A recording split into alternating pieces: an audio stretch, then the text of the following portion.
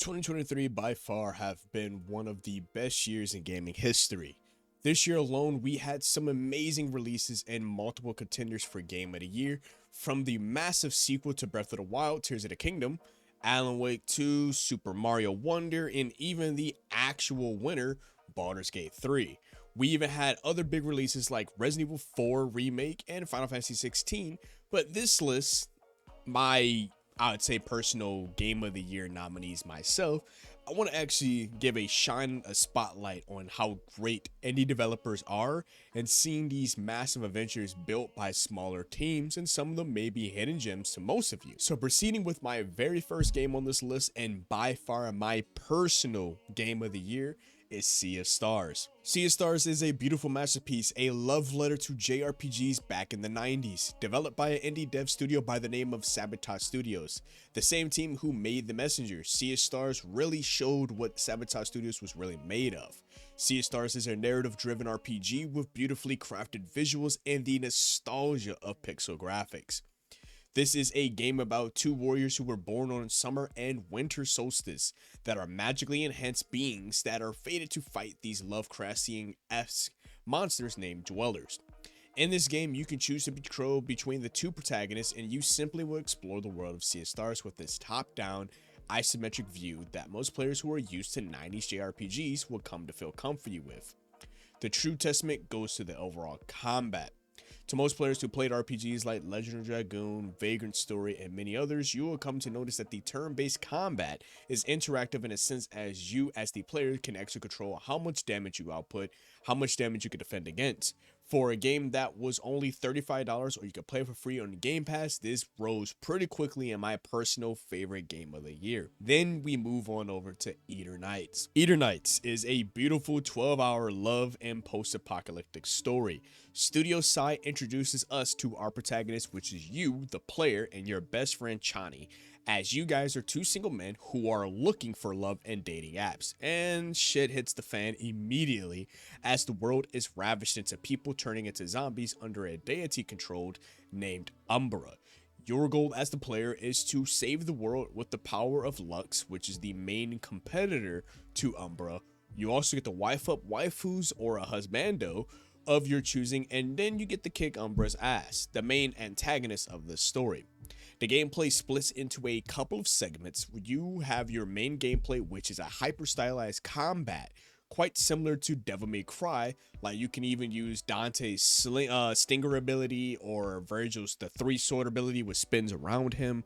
And with enough damage, you can use ultimate moves, which reminds me of kind of like Persona special attacks in-game, or like the setting everything up and casting it on game, casting the spell, and the game offers this badass scene which turns into a quick time event to make sure you get the maximum damage throughout your time. In game, you will meet characters in this game is named Yuna, Sia, Min, Johan, and of course Chani, with you being the main protagonist, which they take on very essential roles during your time playing. Similar to the other dating sims like Doki Doki, Dream Daddy, and even Honey Pop, as players can raise up 3 waifus and 1 husbando. We finally get to the Persona side of things, where like it has a day and night cycle. You can spend time with the other characters. There's relationship and bonds, which is another huge Persona feature. As increasing your relationship with the characters, you yourself get stronger, therefore making you stronger, making your ability stronger, leaving each Knights to be honestly the most beautiful, perfect blend of all 3 styles of gameplay. Then we move on over to the horror category, which would be Lethal Company. Now, Lethal Company is the hottest new indie co-op horror game in the market, and by far some of the best fun I've had in a long time since I played Devour, Pacify, and all the other little indie horror games. Devour is another similar co-op horror game. Lethal Company is developed and published by Zeekers, which is offering players a $10 horror experience with loads of procedurally generated content to explore and be frightened with friends. The premise of Lethal Company: you and your friends playing as employees for a company, and your goal is to travel to planets in a 4-day time span, Collect scrap to match or exceed the quota. The horror part comes in when you arrive at a planet and you must scavenge a bunker that every new one will actually change up, so it's very procedurally generated with every run, kind of having a roguelike feature to it as well. While playing the game, you will be completely blind. You will notice that the bunker changes per planet, and the environment also changes per planet. There is also stamina bar, so you cannot run for too long. Each planet does give you a hazard level, giving you an indication of like how dangerous that world can be. While searching the planets, you can have to keep in mind that you must collect the scrap to be able to meet that quota for that day. But just know the scrap does have weight to them, so you can only carry so much, and your mobility will definitely lessen while you're being chased. Moving on to my next favorite pixel graphics indie title, which is Black Skylands, which is the highly anticipated open world adventure game that takes you to the skies and you get to deal with pirate warfare. Thanks to the help of the awesome dev team Tiny Built, the same team that has built games like Hello Neighbor 1 and 2, Startup Panic, and many other titles, their latest project takes players in the skies to deal with pirates. The Black Skylands offers a seamless combination of exploration, fighting, and building. You will navigate your very own skyship, which will be your main way of traveling to the different islands.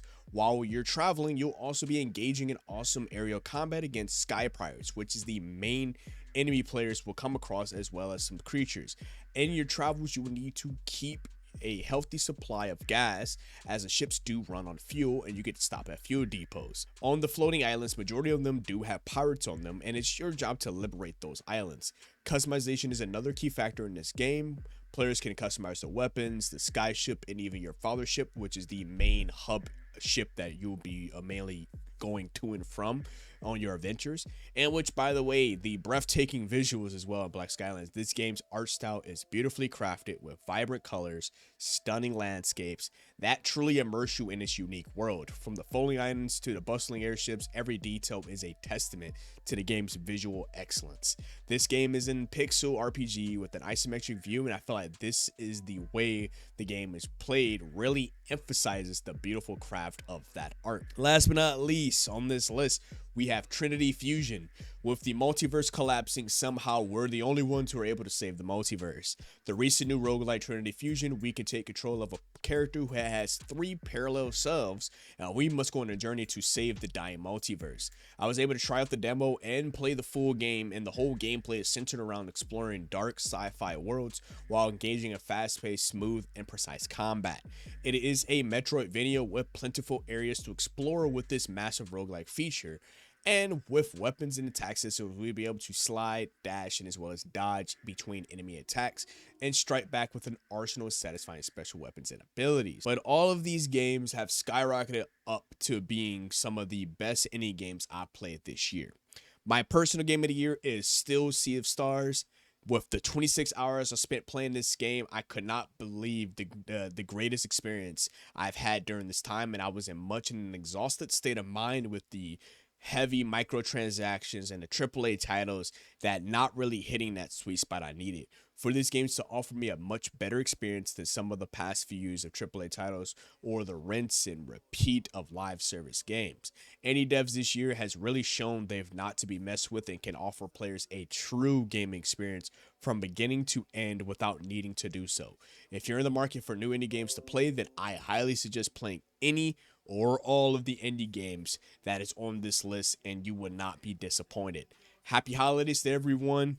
I probably have one more video by the end of the year for you guys, and definitely make sure to subscribe to the channel. I'm really trying to hit that partnership with YouTube and really be able to crank out more videos for you guys and at a much better quality as well. Of course, be on the lookout for more RPG reviews, news, impressions on any of your upcoming titles, and like the video, helps out a lot. And as always, it's been your host, Chaos DTV, here at Chaotic Inc., signing out.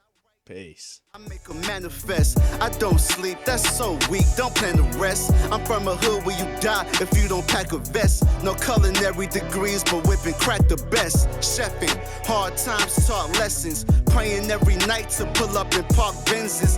What's my home is what you call trenches. You wouldn't last a day seeing life through all lenses. It's all tension, no sun, and rain and plenty. Full-time job, still can never make a penny.